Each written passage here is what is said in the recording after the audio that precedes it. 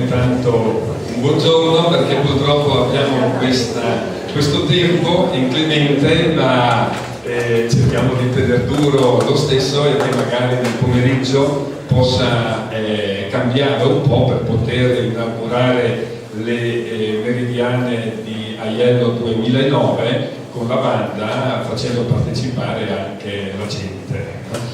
E abbiamo questa conferenza, ormai è il 9° anno della festa delle meridiane, questa conferenza che invitiamo degli appassionati costruttori di orologi solari, e devo dire che è una conferenza abbastanza originale, perché a livello nazionale ogni anno e mezzo solo il gruppo dei gnomonisti italiani organizzano queste relazioni. Nella nostra regione, insomma, possiamo dire che dopo il seminario nazionale noi ci impegniamo per questi argomenti.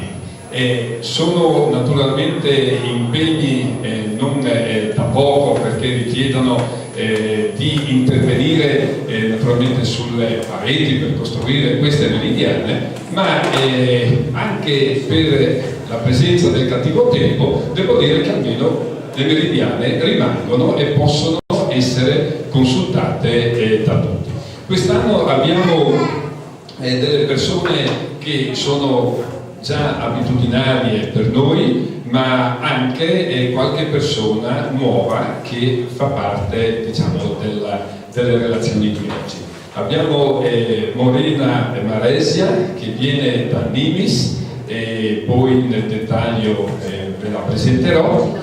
E poi abbiamo il nostro amico ingegnere Paolo Alberi da Trieste, e poi abbiamo l'astrofilo Claudio Cecotti di San Giorgio di Nogaro, e poi abbiamo anche la Tiziana Perini, che è arrivata all'ultimo minuto, narratrice che ci parlerà dei monti. E per ultimo presentiamo una meridiana che farà parte del concorso di quest'anno, la meridiana Scaffe, realizzata da Orlando Zorzenon di Strassoldo. È un bel filmato che avremo modo di vedere come Orlando Zorzenon ha costruito questa meridiana.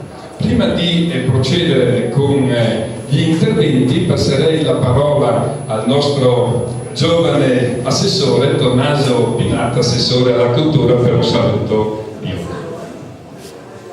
Buongiorno a tutti e benvenuti a questa sfortunata edizione, questo è il tempo della festa delle meridiane, perché vi impedisce di apprezzare il funzionamento quantomeno delle meridiane, anche se dal punto di vista della costruzione artistica sicuramente le potete vedere comunque. Io vi porto il saluto dell'amministrazione.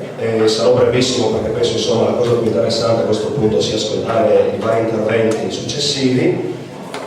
Voglio solamente fare alcuni ringraziamenti, ringraziare il Circolo Navarca per promuovere questa iniziativa, soprattutto una persona del presidente Aurelio, e ringrazio anche la Prologo e tutti i ragazzi che anche nelle scorse giornate hanno portato avanti quello che è questa ormai consolidata festa, che il prossimo anno si vede arrivare alla sua 10ª edizione, quindi una cifra tonda. Speriamo che almeno per quell'edizione il tempo sia un pochettino più clemente. A questo punto niente, io vi ringrazio per la presenza, vi invito poi a rimanere a godervi, insomma, quello che offre la festa e quello che offre il paese in toto, oltre che le meridiane, tutto quanto quello che c'è di corredo questa giornata di festa, e vi auguro anche di godervi queste conferenze. Grazie e buona giornata.